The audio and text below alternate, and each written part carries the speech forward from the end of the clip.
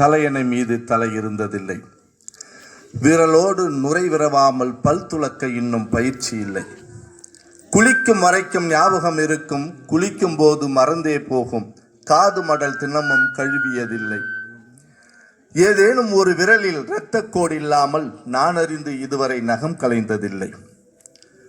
எது உள் எது வெளி பட்டிமன்றம் முடியாமல் காலுறை அணிந்ததில்லை. ஒரே பாய்ச்சலில் உள்ளாடைக்குள் கால் நுழைத்த சாதனை நிகழ்ந்ததே இல்லை. நேற்று வரைக்கும் ஊற்றுப்பேனாவில் சிந்தாமல் மையிட்ட செய்தி இல்லை. பசிக்காத மேஜைக்கெல்லாம் பந்தி வைக்காமல் சுயமாய் பரிமாறி சோறுண்டதில்லை. ஓடும் ரயிலில் பிடிமானம் இல்லாமல் சிறுநீர் கழிக்கும் திறனும் இல்லை. எந்த ஒரு மேடையிலும் பொன்னாடையோ கைக்குட்டையோ போக்காமல் வந்ததில்லை. உடையில் சிறிது கரை சேராமல் பச்சை இளநீர் பருகியதில்லை. மனிதனோ நானோ மரமோ விலங்கோ சைக்கிள் ஓட்டும் கலை இன்னும் கைவரவில்லை. திரும்ப திரும்ப திருத்தியும் முற்றும் பிழை நீக்க முடியவில்லை. இத்தனை ஓட்டைகள் இருப்பினும் என்னில் வழியாது எப்படி வந்து நிறைந்துள்ளாய் என் தமிழே. முதற்கண் என் தமிழை வணங்கி என் உரையை தொடங்குகிறேன். அன்பிற்கினிய கீழ நெடுவாயினுடைய பங்கு தந்தை, ஊர் பெரியோர்கள், இளைஞர்கள், தாய்மார்கள், ஊருடைய முக்கியஸ்தர்கள், இங்கே பெரியவர்கள் வேலையாக இருந்தாலும் வீட்டிலே பல பல வேலைகளாக இருந்தாலும் பார்வையாளராக இங்கே வந்து வீற்றிருக்கக்கூடிய எனது அருமை சிறார்களே, சிறுமிகளே, இளைஞர்களே, கடந்த 4 நாட்களாக இன்னும் ஒரு 3 நாள் ஆக மொத்தம் 7 நாட்களாக இந்த கீழ் நெடுவாய் கிராமத்தினை செம்மைப்படுத்துவதற்காக முகாமிட்டு பணி செய்து வரக்கூடிய, அவர்களை வழிநடத்தக்கூடிய டொன்போஸ்கோ மேல்நிலைப் பள்ளியினுடைய நாட்டு நலப்பணி திட்டத்தினுடைய NSS அலுவலர், இடிமுழக்க பேச்சாளர், பீரங்கே நெஞ்சில் விழுந்தாலும் அசராத ஒரு மாமனிதர், எங்களுக்குரிய எங்கள் அன்பிற்கினிய மாமா திரு அலெக்ஸ் ஆசிரியர் அவர்களே, பொன்னின் செல்வன், நாடகத்தினுடைய கலை மாமணி என்று சொல்ல வேண்டும். அப்படிப்பட்ட சிறப்புக்கெல்லாம் உரியவர். டொன்போஸ்கோ பள்ளியிலே நாடகம் என்றால் இவர் நடித்தால் பச்சிலம் குழந்தை கூட அந்த அழுகின்ற காட்சியிலே அழுக நேரிடும். அப்படிப்பட்ட ஒரு நடிப்பாற்றல் பெற்றவர்.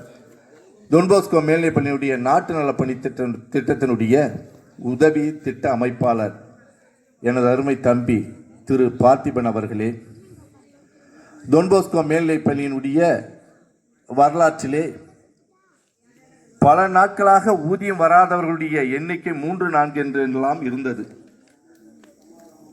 சூசைப்பனுடைய நாமத்தை தாங்கிய திருவாளர் ஜோசப் அவர்கள், அந்தோணி ஜோசப் அவர்கள், அந்தோணியார் ஞாபகம் மற்றும் சூசைப்பர் அனைத்தையும் ஒன்றாக சேர்த்து வைத்துக் உள்ளவர். அவர் வந்த பிறகு அரசு ஊழியர்கள், அதுவும் டொன்போஸ்கோ பள்ளியிலே பணியாற்றக்கூடிய ஜார்ஜி, சேவரண்ண, இது போன்று எண்ணற்றவர்களுடைய வாழ்விலே ஒளியேற்றியவர். சம்பளத்தை பெற்று கொடுத்த ஒரு உன்னதமான மனிதர் திரு அந்தோணி ஜோசப், எங்களுடைய ஜூனியர் அசிஸ்டன்ட் அவர்களே, ஏனைய நண்பர்களே, உங்கள் அனைவருக்கும் என்னுடைய பணிவான மாலை வணக்கத்தினை தெரிவித்துக் கொள்கிறேன்.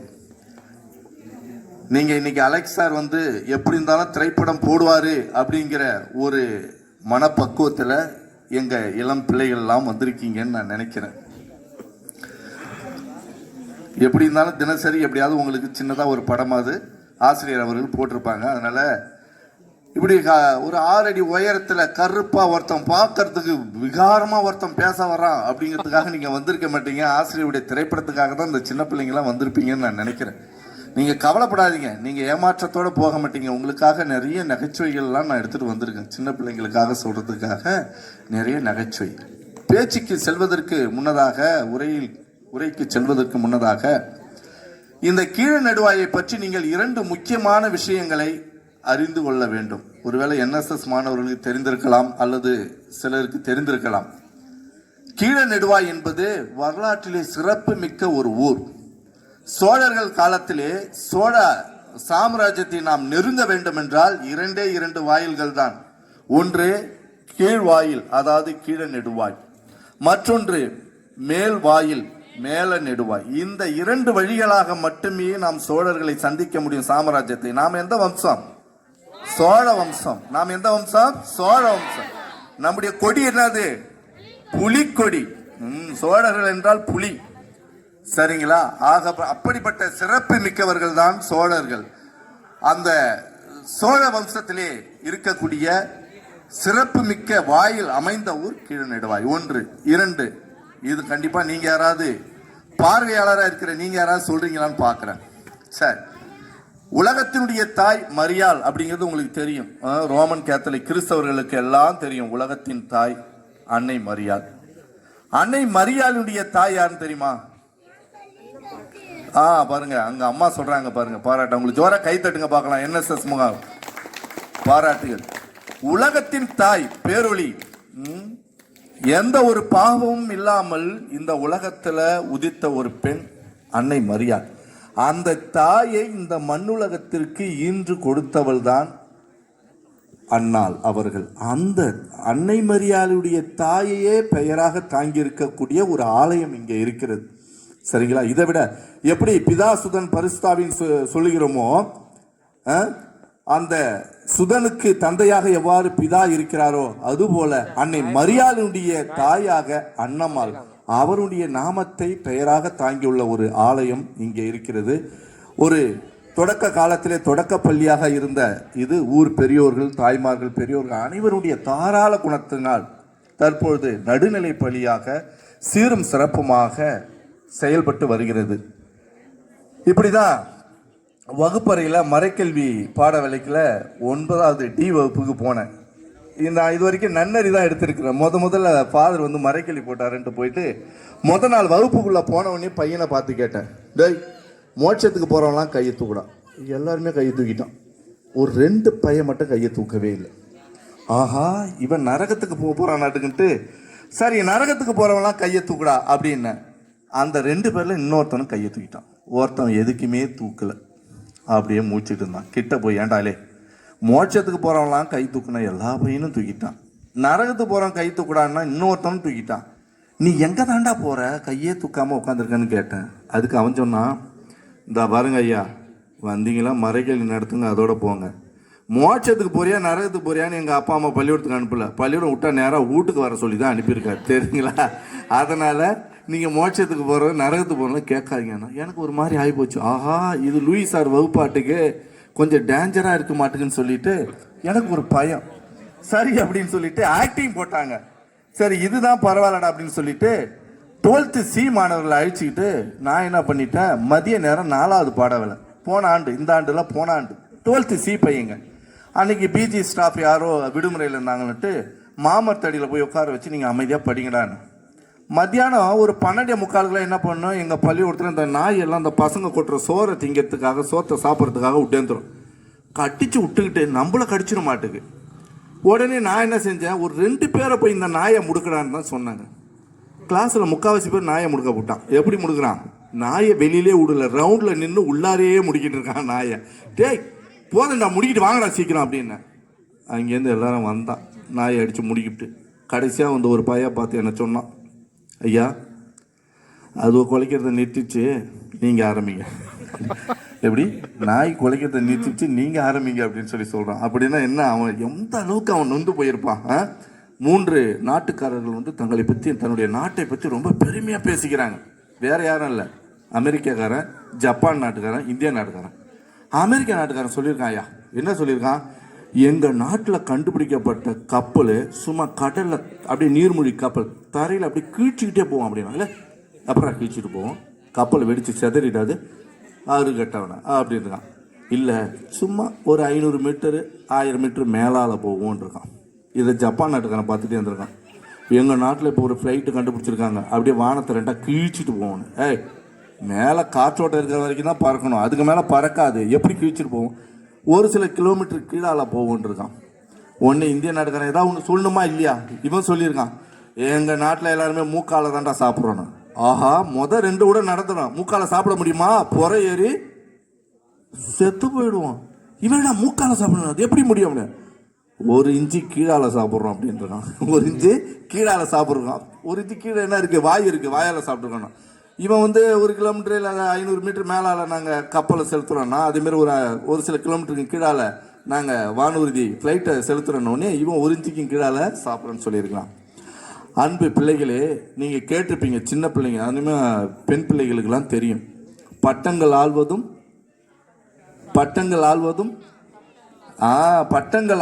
சட்டங்கள் செய்வதும் பாரினில் பெண்கள் நடத்த வந்தோம். இது வந்து பாரதியார் ரொம்ப நாளைக்கு முன்னாடி சொல்லிட்டாரு. அந்த காலகட்டத்தில் பெண் குழந்தைகளை பள்ளிக்கூடத்துக்கு அனுப்ப மாட்டாங்க. ஆனால் இப்போ அப்படி கிடையாது. உங்களுக்கும் தெரியும், எனக்கும் தெரியும். சரி, அப்புறம் ஏன் அலெக்ஸ் சார் பெண் கல்வியை பற்றி பேச சொன்னார்? அப்போ என்ன அவர் தேவையில்லாமல் அந்த தலைப்பை கொடுத்துட்டாரா? அப்படி இல்லைங்க. அதுலேயும் ஒரு காரணம் இருக்குது. சில பெண் பிள்ளைகள் ஏதேனும் 1-2 ஒரு ஊருக்கு அல்ல ஒரு தெருவுக்கு 1-2 பிள்ளைகள் தன்னுடைய தாயுடைய உடல்நலம் கருதி அல்லது தந்தையுடைய உடல்நலம் கருதி தன்னுடைய குடும்ப சூழ்நிலையை கருதி அருகாமையில் இருக்கக்கூடிய பள்ளிக்கு சென்று கல்வி கற்கக்கூடிய வாய்ப்புகள் இருந்தும் தவற விட்டு விடுகிறார்கள். அவ்வாறு 1-2 எப்படி இயேசுநாதர் 100 ஆடுல 1 தான் தொலைஞ்சது, 99 ஆடு விட்டாரு. அது நல்லா இருக்கு, பாதுகாப்பா இருக்கு. அந்த ஒரு ஆட்டினை தேடி எவ்வாறு இயேசுநாதர் சென்றாரோ அதுபோல எல்லா பெண்களும் இன்று கல்வி கற்கின்றார்கள். அது நாசாவா இருக்கட்டும், மருத்துவத்துறையாக இருக்கட்டும், பொறியியல் துறையாக இருக்கட்டும், ஆசிரியர் பணியாக இருக்கட்டும், அல்லது காவல்துறையாக இருக்கட்டும், அல்லது இராணுவமாக இருக்கட்டும், ஏன் டிரைவர் கூட நீங்க சிட்டியில பாத்தீங்கன்னா இன்னைக்கு பெண்பால் டிரைவர்கள், பெண்கள் டிரைவராக நிறைய பேர் இருக்கிறாங்க. இன்னும் சொல்ல போனா இந்த சொகுசு பேருந்து அதெல்லாம் நிறைய பெண்கள் வந்து இன்னைக்கு ஓட்டுறாங்க. ஏன்னா அவங்களுக்கு மது அருந்துற பழக்கம் இல்லை, பீடி சிகரெட் குடிக்கக்கூடிய புகைக்கக்கூடிய பழக்கம் இல்லை என்று சில நேர்த்தியானவர்கள் அந்த பணியிலும் அமர்த்துகிறார்கள். ஆக என்ன சொல்ல வருகிறார்கள்? அந்த 1-2 பெண் பிள்ளைகளும் ஒருபோதும் படிக்காமல் இருந்து விடக்கூடாது. ஏன் காரணம் சொல்றாரு பாரதியார். என்னது? ஒரு தந்தை கல்வி கற்றால் அவர்களுடைய குழந்தைகள் அறிவு பெறுவது உறுதி, ஏற்றுக்கொள்கிறோம். அப்புறம் என்ன, அம்மா எதுக்கு படிக்கணும்? தந்தை கல்வி பெற்றால் அந்த வீட்டில் இருக்கக்கூடிய 1-2 பிள்ளைகள் கல்வி பெறுவது உறுதி, ஒரு விவரம் அவங்களுக்கு இருக்கும். ஆனால் தாய் கல்வி பெற்றால் அந்த வீட்டினுடைய பெண் குடும்ப விளக்கு அன்னை கல்வி பெற்றால் அந்த குடும்பமே கல்வி பெற்றதாக 100% கருதப்படுகிறது. அதனால தான் பெண்கள் எழுத்தறிவு பெறுவது அவசியம் அவசியம் அவசியம். இப்படிதான் ஒரு நாள் இந்த சின்ன பிள்ளைங்களாம் உங்களுக்கு கொஞ்சம் பெரிய அக்காங்களுக்கெல்லாம் புரியுது, சில சின்ன பிள்ளைங்களுக்கெல்லாம் புரியுதா என்னன்னு தெரியல. ஒரு ஜோக்கு, சர்க்கஸ் பார்த்துறீங்களா? ஒருத்தர் வேலை கிடைக்காம அப்படியே போயிருக்கான். பெரிய சர்க்கஸ், நீங்கள் இந்த 7ஆம் அறிவு படத்தெல்லாம் பார்த்துருப்பீங்க சர்க்கஸ். அது மாதிரி அதில் ஒரு போர்டு போட்டுருந்தான், இங்கே குரங்கு வேஷம் போடுகின்றவர்களுக்கு 4000 ஊதியம்னு போட்டுருந்தான். இவன் BA படிச்சிருக்கான். அட பாவமே, அவனுக்கு வயிற்று பசி தாங்கலிங்க. ஆனால் குரங்கு வேஷம் போட்டால் 4000 பணமாச்சே. சரின்னு என்ன பண்ணிட்டான், அதில் 500 இருந்தாலே வெள்ளோட்டம், மீதி 3500 அவனுக்கு மிச்சமாக இருக்கேன்னு சொல்லிட்டு, ஐயா நான் குரங்கு வேஷம் போடுறேங்க. சரிப்பா இந்தாப்பா.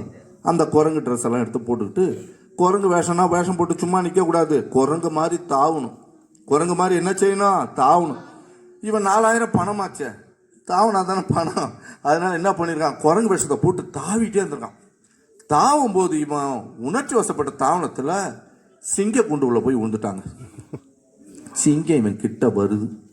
இவனுக்கா 4000 பணத்துக்கு வந்தோம், 4 நிமிஷத்துல நம்ம கதையே ஒதுங்க போகுது கடவுளே அப்படின்னு நினைச்சிட்டு இருந்திருக்கான். கிட்ட வர ஆளுக்கு அப்படியே வேர்த்து கொட்டுது. வடிவேல் மாதிரி கீழால போயிட்டு இருக்கு. என்னது? யூரின் டேங்க் வெடிச்சு கீழால போயிட்டு இருக்கு. சிங்கம் கிட்ட வரும்போது என்ன அப்படியே நெஞ்ச நிமித்திட்டா இருப்போம். மாடு வந்தாலே பாஞ்சு விழுந்தாவும் மரத்து மேலே ஏறி நிற்கிறான். அப்ப சிங்கம் கிட்ட வரும், இப்படிக்கா குத்துயிரம் கொலவரமா ஆயிப்போச்சு. கிட்ட வந்து கடிக்கிற மாதிரி வந்த அவன் அப்படியே முகமுடிய தூக்கிட்டு, பயப்படாத சகோதரா, நானும் உன்ன மாதிரி மனுஷன்தான். நீ BA படிச்சிருந்தா உனக்கு குரங்கு வேஷம் கொடுத்துருந்தான். நான் MA படித்தேன்ல, அதனால எனக்கு என்ன வேஷம்? சிங்க வேஷம் கொடுத்துருக்கான். நீ ஒன்றும் கவலைப்படாதுன்றான். அவனுக்கு அப்படியே உசுறு வந்திருக்கு. சரி என்ன, நம்ம 2 பேரும் BA MA படிச்சிருக்கோம், குரங்கு வேஷமோ சிங்க வேஷமோ போகிறோம். அங்கே ஒருத்தன் கரடி வேஷம் போட்டிருக்கானே, அவன் 12வது ஃபெயிலு அப்படின்ட்டு இருக்கான். அங்கே ஒருத்தன் நரி வேஷம் போட்டுக்கான அவன் 10வது ஃபெயில். ஒருத்தன் கத்திக்கிட்டே கிடக்குறான்ப்பா. எது கத்தம் நாய் மாதிரி கத்திட்டே இருந்திருக்கான். அவனை பார்த்து சரி இவன் என்னதான் படிச்சிருக்கான், ஏன் இவனுக்கு நாய் வேஷம்னா, அது ஒன்றும் இல்லை, அவன் 1வதுலேருந்து 10வது வரைக்கும் எல்லாத்தையும் நாய் பாடாப்பட்டு 2 வருஷமாக படிச்சுட்டு வந்தான். அதனால் 10ஆம் வகுப்புக்குள்ளே 20 அட்டை வச்சுருந்தான். அதனால் அவனுக்கு நாய் வேஷத்தை கொடுத்துட்டாரு. நாமள இன்னைக்கு படிப்பு எந்த அளவுக்கு சென்று கொண்டு இருக்குது பார்த்தீங்கன்னா, ஒரு 15 ஆண்டுகளாக நமக்கு வேலை வாய்ப்பு என்பது போட்டித் தேர்வுகள் 1000 பேர் இல்லை 10,000 பேர் படிக்கிறோம்னா அதில் 100 பேர் 200 பேர் தேர்ச்சி பெறுதே அரிதாக இருக்கிறது. 13 லட்சம் பேர் தேர்வு எழுதுறாங்க. பார்த்தீங்கன்னா 3000 போஸ்ட், 3000 வேலை பணிக்காக. அதில் அதிகமாக போட்டியிடுபவர்கள் யாரு? பெண்கள். அதிகமாக படித்து விட்டு போட்டியிடுங்க. எப்படியாவது கஷ்டத்தை உணர்ந்து தான் வேலைக்கு போயிட்டா தான் குடும்பம் முன்னேறிடாதா, தன்னுடைய பிள்ளைங்களுடைய வாழ்க்கை செழிப்பாக இருந்துடாதா அப்படின்னு சொல்லிட்டு என்ன செய்யறாங்க? போட்டித் தேர்வு எழுதுறாங்க. வேலையில்லா திண்டாட்டம். அப்படிப்பட்ட சூழ்நிலையில் படித்தவர்களுக்கே வேலையில்லா திண்டாட்டம் நிலவக்கூடிய இந்த காலகட்டத்தில் படிக்காதவங்களுக்கு கதி என்ன நினைச்சு பாருங்க. பழுத்த மரத்துக்கே இந்த கதி, பட்டை மரத்துக்கு என்ன வெட்டி முறிச்சு அடுப்பில் வச்சிருவோம். ஆக பெண் பிள்ளைகள் நாம் கண்டிப்பாக படிக்க வேண்டும் என்பது